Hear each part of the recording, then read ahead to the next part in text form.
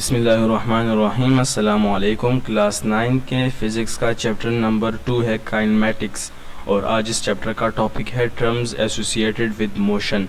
आज हम लोग कुछ टर्म्स को डिस्कस करेंगे जो मोशन के साथ एसोसिएट करते हैं। ठीक है, तो लेक्चर को स्टार्ट करने से पहले आपसे रिक्वेस्ट है कि वीडियो को लाइक करें और चैनल को सब्सक्राइब करें। ठीक है, तो स्टार्ट करते हैं आज का लेक्चर।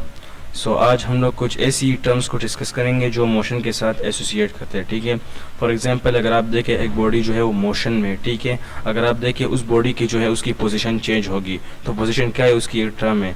इसके अलावा उस बॉडी की जो है वो बॉडी जो है खुद एक डिस्टेंस, कोई ना कोई डिस्टेंस या कोई ना कोई डिस्प्लेसमेंट जो है वो कवर करेगी। ठीक है, तो ये डिस्टेंस या डिस्प्लेसमेंट उसकी क्या है, उसके टर्म्स है। ठीक है, इसके अलावा उसकी कोई ना कोई स्पीड, कोई ना कोई वेलोसिटी होगी। ठीक है, तो स्पीड वेलोसिटी भी टर्म्स है।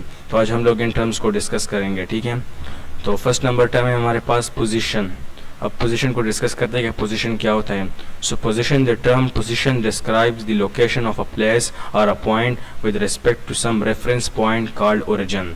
पोजीशन जो हमें डिस्क्राइब करता है किसी भी ऑब्जेक्ट के लोकेशन को किसी खास रेफरेंस पॉइंट से। ठीक है, उस रेफरेंस पॉइंट को हम लोग ओरिजिन कहते हैं। ठीक है, फॉर एग्जांपल अगर आप देखिए इस एल ऑब्जेक्ट की अब मैं लोकेशन उसकी पोजीशन को मैं देखता हूँ कि इसकी पोजीशन क्या है। ठीक है, तो इस एल ऑब्जेक्ट को जो है मैं किसी खास रेफरेंस पॉइंट से देखूंगा, जिस जगह से मैं उसको देखूंगा वो उसकी रेफरेंस पॉइंट होगी। ठीक है, यानी कि मेरी रेफरेंस पॉइंट होगी। अगर आप देखें मैं इस ए पॉइंट पे खड़ा हूँ और मैं इस एल ऑब्जेक्ट को देख रहा हूँ तो ये क्या है, मेरी रेफरेंस पॉइंट है और इस रेफरेंस पॉइंट से जो है मैं इस एल ऑब्जेक्ट की जो है लोकेशन को डिस्क्राइब कर रहा हूँ तो मैं बता सकता हूँ कि इसकी पोजीशन जो है वो क्या है। ठीक है, अब बेसिकली इस पोजीशन में जो है ये रेफरेंस पॉइंट या ओरिजिन जो है बहुत मैटर करता है। ठीक है, अगर आप देखें मैं इस ए ऑब्जेक्ट पर हूँ और इस ए पॉइंट पर हूँ और ये एल ऑब्जेक्ट जो है मुझे इस डायरेक्शन में नज़र आ रहा है। ठीक है, अगर मैं इस बी पॉइंट पे खड़ा हो जाऊँ तो ये मुझे दूसरी डायरेक्शन पे नज़र आएगा। ठीक है, तो अब आप देखिए सिर्फ रेफरेंस पॉइंट के चेंज होने से जो है डायरेक्शन चेंज हो गई। तो यहाँ पर क्या है, बेसिकली यहाँ पर रेफरेंस पॉइंट बहुत मैटर करता है। ठीक है,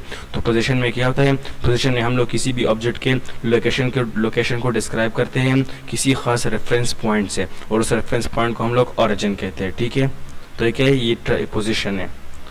अब नेक्स्ट है हमारे पास distance. So distance, the length of a path travel between two position is called distance. Distance जो है हमारे पास लेंथ है, टू पॉइंट के दरमियान एक लेंथ है। ठीक है, फॉर एग्जांपल अगर आप देखें ये ए और बी पॉइंट जो है इसके दरमियान क्या ये डिस्टेंस है। अगर आप इस वेव को देखें, इस एरो को नहीं सिर्फ इस वेव को देखें तो ये वेव का ये डिस्टेंस है इन दोनों के दरमियान। ठीक है, अब डिस्टेंस में जो है डायरेक्शन कोई जो है डायरेक्शन जो है इसकी कोई वैल्यू नहीं होगी। इसमें जो है अगर आप किसी भी डायरेक्शन, अगर आप ए से लेकर बी तक डिस्टेंस कवर करें या बी से लेकर ए तक डिस्टेंस को मेजर करें तो इसमें जो है डायरेक्शन की कोई ज़रूरत नहीं, सिर्फ और सिर्फ इसमें हम लोग मैग्नीट्यूड को बताते हैं कि इसकी मैग्नीट्यूड कितनी है। ठीक है, क्योंकि ये डिस्टेंस जो है स्केलर क्वांटिटी है। ठीक है, यहाँ पर मैंने स्केलर ब्रैकेट में लिखा हुआ है, डिस्टेंस क्या है वो एक स्केलर क्वांटिटी है। इसमें हम लोग सिर्फ और सिर्फ मैग्नीट्यूड को देखते हैं। ठीक है, इसके अलावा हम लोग इसमें डायरेक्शन को नहीं देखते कि इस कौन से डायरेक्शन में। ठीक है, अगर मैं ए से लेकर बी तक डिस्टेंस मेजर करूँ या बी से लेकर ए तक डिस्टेंस मेजर करूँ, ठीक है, तो इसमें जो है डायरेक्शन की कोई ज़रूरत नहीं, सिर्फ और सिर्फ हम लोग इसमें मैग्नीट्यूड को मेजर करते हैं। ठीक है, तो डिस्टेंस क्या है हमारे पास, ये डिस्टेंस, ये लेंथ है हमारे पास टू पॉइंट्स या टू पोजीशंस के दरमियान का एक लेंथ है। ठीक है, जिसको हम लोग डिस्टेंस कहते हैं। ठीक है, और डिस्टेंस जो है वो खुद एक स्केलर क्वांटिटी है। ठीक है, स्केलर क्यों है, क्योंकि इसमें जो है डायरेक्शन की बात नहीं है, सिर्फ और सिर्फ हम लोग मैग्नीट्यूड की बात करते हैं। ठीक है, अब नेक्स्ट है हमारे पास displacement. So displacement, the shortest direct distance between two positions is called displacement.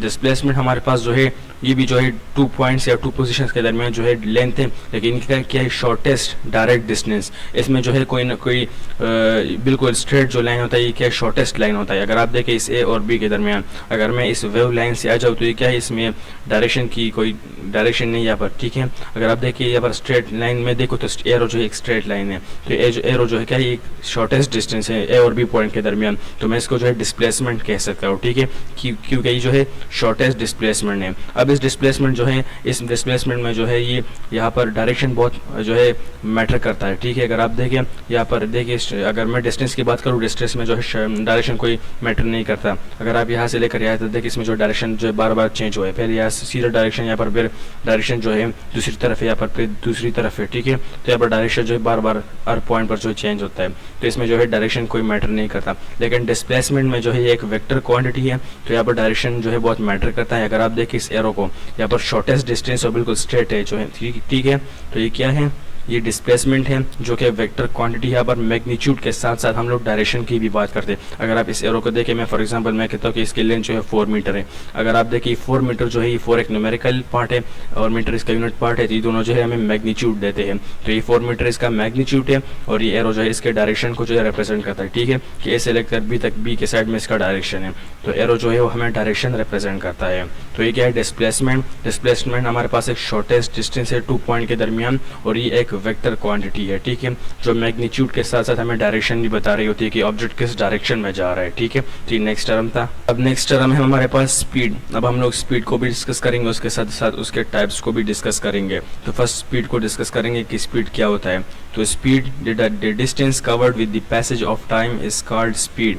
Distance, हम जब डिस्टेंस, किसी डिस्टेंस को कवर करते हैं किसी खास टाइम में, तो उसको हम लोग स्पीड कहते हैं। ठीक है, यानी कि अगर हम इस इक्वेशन को देखें तो इक्वेशन के मुताबिक हम जो डिस्टेंस कवर करते हैं उसको हम लोग जितने टाइम में कवर करते हैं, तो हम लोग उस डिस्टेंस को उस टाइम पे डिवाइड करेंगे तो हमारे पास जो इसकी स्पीड आ जाएगी। ठीक है, अगर आप मैथमेटिकली इसके फॉर्मूला को देखें, so speed is equal to distance divided by time.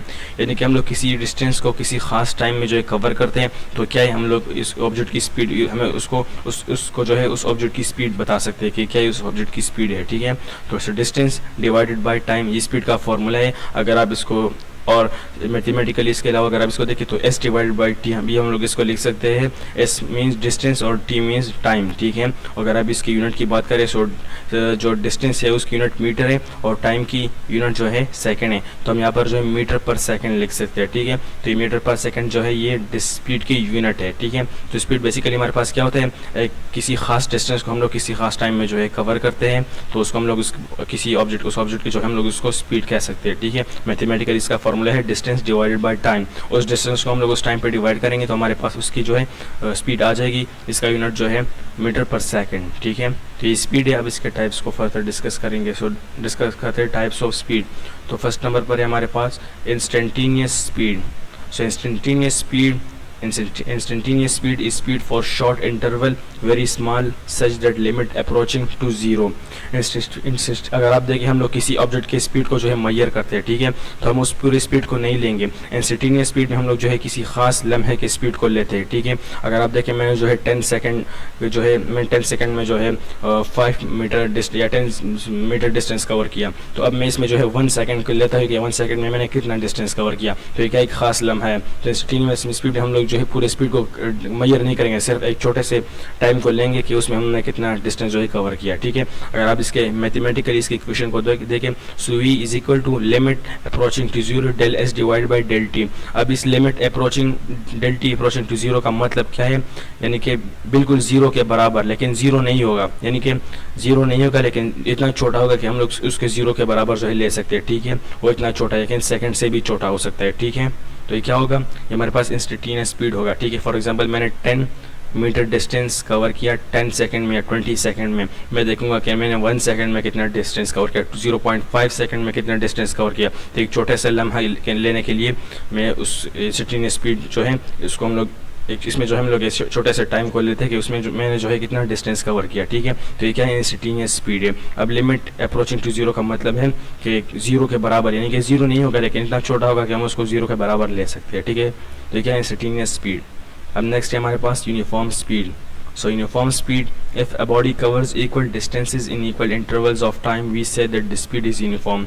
एक बॉडी जो है वो इक्वल डिस्टेंस जो है इक्वल इंटरवल ऑफ टाइम में कवर करती है। ठीक है, फॉर एग्जांपल एक बॉडी जो है उसने 20 सेकेंड में 20 मीटर डिस्टेंस कवर किया। ठीक है, और अगर आप देखिए उसने जो है 10 किलोमीटर डिस्टेंस कवर किया, तो फर्स्ट किलोमीटर में जो है उसने 10 मीटर डिस्टेंस कवर किया, सेकंड किलोमीटर में उसने 10 मीटर डिस्टेंस कवर किया, थर्ड किलोमीटर में उसने 10 मीटर या 10 किलोमीटर डिस्टेंस कवर किया। इसकी डिस्टेंस जो है वो इक्वल होती, फर्स्ट किलोमीटर में भी उसकी डिस्टेंस जो है इक्वल थी, सेकेंड में भी उसकी इक्वल थी, थर्ड में भी उसकी इक्वल थी। ठीक है, तो ये क्या है, इसकी यानी कि उसने जो डिस्टेंस कवर किया इक्वल टाइम में उसने इक्वल डिस्टेंस कवर किया, तो उसको हम लोग यूनिफॉर्म स्पीड कहते हैं। ठीक है, क्योंकि अगर आप देखें, हम इस यूनिफॉर्म स्पीड में जो है उसकी जो स्पीड है उस ऑब्जेक्ट की, उसमें जो है चेंज नहीं आएगी कि फर्स्ट किलोमीटर में उसने जो है फर्स्ट किलोमीटर में उसने जो है यानी कि first metre 10 metre distance cover किया। ठीक है, अगर आप देखें 10 सेकंड में, उसके बाद 10 सेकंड में उसने 20 मीटर डिस्टेंस कवर किया। ठीक है, तो ऐसा नहीं होगा, यूनिफॉर्म स्पीड हमेशा इक्वल इंटरवल ऑफ टाइम में